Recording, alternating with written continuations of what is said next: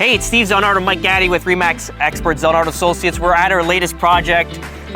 Mikey, you want to head this one off? This has been an exciting day so far. Yeah, so we're heading up here. We got 22 exclusive lots that are being built out by tribute communities. You're going to have an option between 50, 60, 70, and 80-foot lots. And on those lots, you're going to put homes between 3,000 and about 5,500 square foot between a two-story detached or a luxury bungalow with top-of-the-line finishes, obviously to match the rest of the community in the gates of Nobleton.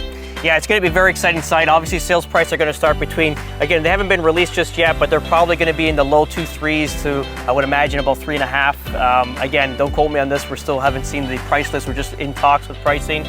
Just at the back edge there is going to be the wider lots, the 80-footers. If you kind of see, this is Ballard that comes in, and you already have 80-footers at the back, so they're just going to continue it on.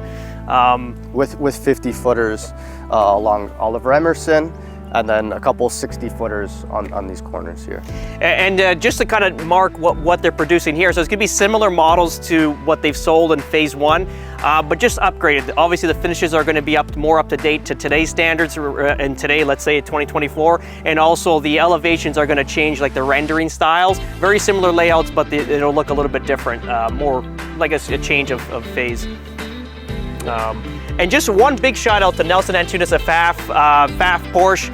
If you kind of roll the camera here, we had this beautiful 911 Carrera. If you know me, I love my Porsches. I have one. So we had this for the last couple hours. We had a good time filming lifestyle video here in Nobleton. Obviously, I've lived in Nobleton. I want to show everybody how it is to live in Nobleton. It's obviously, it's a peace of mind. You're away from the city.